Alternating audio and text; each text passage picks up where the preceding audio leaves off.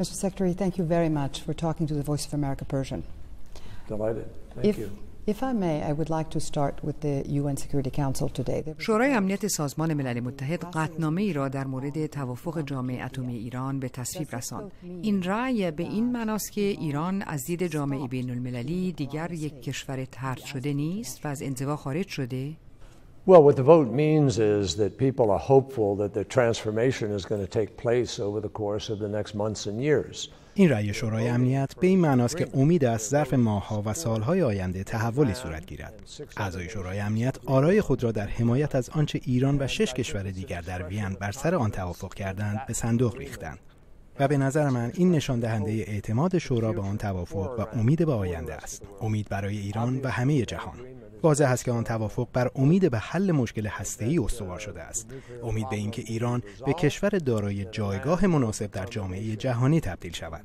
اما این امید با حرف و رأی ثابت نمی شود، بلکه معیار تایید آن اقداماتی است که باید در طول مدت اجرای توافق انجام شود. میگویم شما از تحول صحبت کردید. هنگامی که هفته پیش خبر توافق هسته‌ای اعلام شد، مردم در داخل ایران به خیابان‌ها ریختند و جشن گرفتند. آیا به نظر شما این شادی تا حدی پیش از موعد نبود؟ با توجه به اینکه کنگره ایالات متحده باید این توافق را بررسی کند و در dاخل ایران هم این توافق باید توسط شورای عالی امنیت ملی و مجلس مورد بررسی قرار بگیرد. Well, no, I don't think it's ever too early for people to express their feelings. خیر، من فکر نمی کنم هیچ وقت برای اینکه مردم احساساتشان را ابراز کنند و نظرشان را راجع به توافق ابراز کنند زود باشد. شاید خود همین ابراز احساسات بر دیگرانی که به موضوع از خارج نگاه می کنند اثر مثبتی داشته باشد و به آنها کمک کند تا درک کنند مردم ایران چه حسی نسبت به این توافق دارند. بنابراین من امیدوارم این یک پیام مثبت باشد، اما من نمیگویم که زودرس یا پیش از موعد است. امیدوارم که کنگره موقعیت‌های ایجاد شده در این توافق را ببیند و همچنین شورای عالی امنیت ملی ایران نیز موقعیت‌های مثبتی که به واسطه این توافق ایجاد می‌شوند را در نظر بگیرد. شما مذاکرات منتهی به توافق را منحصراً در چارچوب مسئله هسته‌ای پیش بردید و گفتید که وارد مسائل دیگر نشدید. اما ایرانیان انتظارات بزرگی از این توافق دارند. آنها امیدوارند و انتظار دارند که اقتصادشان و حتی سبک و سیاق زندگی روزمرهشان تغییر کند. آیا شما نگران آن نیستید که این انتظارات و توقعات بالا برآورده نشود؟ Are you concerned that those people with such high expectations would be disappointed? No, I think that if the deal goes through. خیر، من اعتقاد دارم اگر این توافق نهایی شده و به طور کامل اجرا شود، مردم ایران شاهد ارتقای استاندارد زندگی و برچیده شدن تحریم‌هایی باشند که مانع بازرگانی، مسافرت و سرمایه‌گذاری و مسائل دیگر شده بودند. بنابراین اگر این توافق کامل به اجرا گذاشته شود، خیلی چیزهای خوب می‌تواند اتفاق بیفتد. A lot of good things can happen if this deal is fully implemented. And what would you say to those? میپرسم شما به آنهایی که امید و انتظار دارند که این توافق به حامیان اصلاحات دموکراتیک کمک کند چه میگویید؟ چون به نظر نمیرسد که دروازه‌های زندان اوین به این زودی‌ها گشوده شوند. Well, this deal, as we said before, خب برای این توافق همونطور که قبلا گفتم، اگر ما طیفی از موضوعات مورد اختلاف بین ایران و جامعه جهانی یا ایران و ایالات متحده آمریکا را انتخاب کرده بودیم، ممکن بود 10 سال مذاکره کنیم و باز هم به هیچ جایی نرسیم و به خاطر مسئله هسته‌ای ما چنین فرصتی نیز نداشتیم. ما نیاز داشتیم که منحصراً در خصوص برنامه هسته‌ای مذاکره کنیم و حتی در این محدوده نیز مذاکرات 4 سال به طول کشید. بنابراین این موضوع بسیار غامض و پیچیده‌ای بود. و من اعتقاد دارم که ایالات متحده آمریکا هرگز به باور خود به دموکراسی و حقوق بشر پایان نخواهد داد و همواره از این ارزش‌ها دفاع خواهد کرد. اما این توافق باید موضوع هسته‌ای را حل و فصل می‌کرد، زیرا ما با خطر یک مسابقه تسلیحاتی هسته‌ای در کل منطقه مواجه بودیم و هیچ کس از چنین وضعیتی سودی نمی‌برد. بنابراین ما اولویتی تعیین کردیم و بر آن اولویت متمرکز شدیم و خطر وقوع مخاصمه بر سر تسلیحات هسته‌ای را برطرف کردیم، البته مشروط بر اینکه مورد تایید کنگره و مجلس قرار بگیرد و به اجرا گذاشته شود. اگر این اتفاق بیفتد، من فکر می‌کنم جهان جای امن‌تری خواهد بود. I think the world will be a safer place. شما به پیچیدگی مذاکرات اشاره کردید و به اینکه گام‌های پیچیده زیادی هست که باید برداشته شود. خب، این یک فرایند طولانی خواهد بود. برخی در درون ایران نگرانند که به خاطر این فرایند ایالات متحده در حوزه‌هایی مثل حقوق بشر یا وضعیت 4 شهروند امریکایی که در ایران در زندان هستند با ایران سختگیری نکند. Or the issue of the 4 Americans who are wrongfully imprisoned. We will never, ever stop, first of all, raising the issue of the Americans who are held, but also ما هرگز و هیچ وقت اولا از پیگیری وضعیت آمریکایی هایی که در زندان هستند دست بر نخواهیم داشت و همچنین از دفاع از حقوق مردم. این بخشی از هویت ماست در این کشور.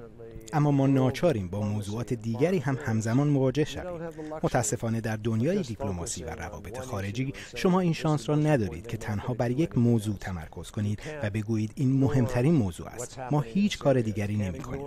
شما نمی‌توانید آنچه در سوریه، عراق و یا یمن اتفاق می‌افتد را نادیده بگیرید یا آنچه در مصر و صحرای سینا در جریان است. تمام این موضوعات بر هم اضافه می‌شوند و ما که در دنیای امروز درگیر دیپلماسی هستیم با یک جورچین بسیار پیچیده‌ای مواجه هستیم که باید اجزای آن را کنار هم قرار دهیم. این کار آسانی نیست و در نهایت آن موضوعات نیز از طریق توافق‌های مشابه توافقی که با ایران به آن دست یافتیم حل و فصل خواهد شد. اما باید برای رسیدن به آن توافق‌ها هم مبارزه کنیم. Sir, if I may, I want to turn to Congress. اجازه بدهید از کنگره سوال کنم. شما این هفته به کنگره می روید و با منتقدانی از هر دو جناح روبرو می شوید. به نظر می رسد که بسیاری هنوز قانع نشدند. طرح شما برای پیروز شدن بر بدبینی ها چیست؟ و آیا شما در دفاع از توافق هسته‌ای استدلال های جدیدی را مطرح خواهید کرد؟ So you can defend the deal. Well, I'm going to tell the truth. خب من حقیقت را راجع به توافق خواهم گفت. خیلی‌ها هستند که حتی قبل از مطالعه آن مخالفت خود را ابراز کردند. بسیاری از منتقدین اعتراف می‌کنند که توافق را مطالعه نکردند. برخی کلاً با ایده هر نوع توافقی با ایران مخالفند. اما من فکر می‌کنم اگر مردم واقعاً به آنچه که در این توافق به دست آمده بنگرند، وقتی ببینند که این یک گزینه برای برطرف کردن یک سلاح هسته‌ای بالقوه است و احیاناً می‌تواند موقعیت‌های جدیدی را برای اتفاقات خوب دیگر فراهم کند، مثل از سرگیری روابط، در آن صورت مردم منافع این توافق را خواهند دید. روشن است که یک گروه از صداهای بسیار قوی مخالف آن هستند و پول زیادی را بر علیه آن خرج کردند و صدای آنها به گوش می‌رسد. اما من خوشحالم که کنگره یک فرصت 60 روزه برای بررسی آن دارد. فکر می‌کنم این به نمایندگان فرصت می‌دهد تا واقعاً آن را بررسی کنند و ببینند که اگر به این توافق اجازه نهایی شدن ندهند، ممکن است به معنای انتخاب جنگ و مخاصمه باشد. آلترناتیو می‌تواند چنین باشد، چون اگر ما این توافق را نداشته باشیم، فکر می‌کنم آیت الله خامنه‌ای بگوید اصلاً چرا ما باید با اینها مذاکره کنیم؟ آنها که به تعهداتشان عمل نمی‌کنند. همکاران ما در جهان چرا از تحریم‌های ایران حمایت کنند در صورتی که تحریم‌ها برای رسیدن به یک توافق اعمال شدند و حالا که این توافق به دست آمده آمریکا از زیر آن شانه خالی کرده است. بنابراین همه چیز متلاشی می‌شود و خطر عظیمی برای منطقه ظهور می‌کند. So the whole thing comes apart with great danger to the region. So you mentioned the Ayatollah. On Saturday, Iran's Supreme Leader Khamenei stressed that we do not negotiate with the U.S. About different global and regional issues. با آیت الله خامنه ای اشاره کردید. روز شنبه رهبر جمهوری اسلامی ایران تاکید کرد که ایران با امریکا بر سر موضوعات مختلف جهانی و منطقه‌ای مذاکره نمی‌کند. او گفت در خصوص مسائل دو جانبه هم مذاکره نمی‌کند و حتی افزود که شعار مرگ بر امریکا باز هم در خیابان‌های تهران طنین انداز خواهد شد. آیا این بدان معناست که سفارت ایران در واشنگتن بسته باقی می‌ماند و یا ارتباط فرهنگی بین ایران و امریکا برقرار نمی‌شود و یا اینکه شرکت‌های امریکایی به این زودی‌ها عازم ایران نخواهند شد؟ None of the businesses from the United States is going to go to Iran anytime soon. So if I may, well, we have to explore it. I mean, on its face, it would seem that way. خب البته این موضوعی است که ما باید بررسی کنیم. در ظاهر اینطور به نظر می‌رسد. اظهارات آقای خامنه‌ای نسبتاً منفی و هیجانی بود و من دلیلی ندارد که برداشت دیگری از آنها داشته باشم. اما من در امور جهانی آدم خوشبینی هستم و اعتقاد دارم ممکن است یک چیزی را که امروز میشنوید 2 ماه دیگر یا 10 ماه دیگر نشنوید. من واقعا نمیدانم و در حال حاضر هم تمرکز ما بر عادی سازی روابط نیست. تمرکز ما بر توافق هسته‌ای است و ما اگر با اقداماتی مواجه شویم که اعتقاد داشته باشیم امنیت دوستان ما و یا امنیت خودمان را به مخاطره می‌اندازد، اقدامات لازم را انجام خواهیم داد. ما راجع به انتظارات و توقعات مردم درون ایران صحبت کردیم. به نظر شما به طور واقع بینانه این توافق از چه زمانی اجرایی خواهد شد و چه زمانی مردم ایران ممکن است تغییرات واقعی را در زندگی خود احساس کنند؟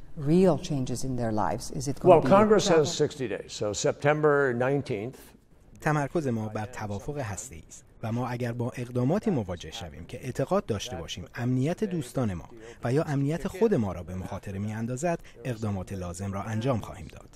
خب کنگره 60 روز برای بررسی توافق مهلت دارد. پس قاعدتاً تا 19 سپتامبر این توافق به رأی گذاشته شده.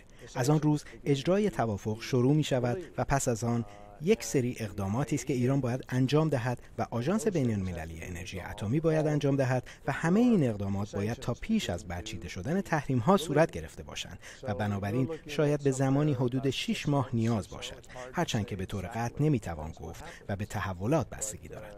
اما بعید می‌دانم اثر چندانی قبل از آن در ایران احساس شود. اما به نظرم سپتامبر آن نقطه عطفی است که خواهید دید آیا این توافق به اجرا گذاشته خواهد شد یا خیر.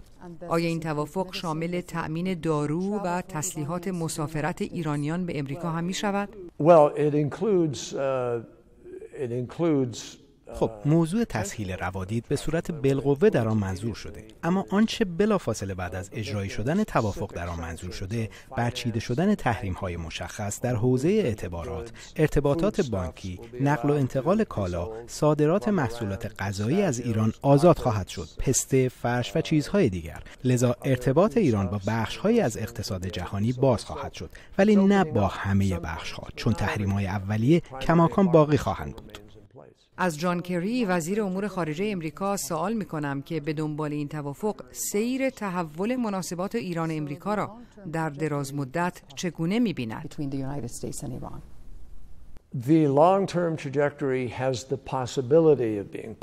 چشم انداز دراز مدت از احتمال مثبت بودن برخوردار است، مشروط بر اینکه کنگره ما، مجلس و شورای عالی امنیت ملی ایران این توافق را بپذیرند و ما آن را به اجرا بگذاریم.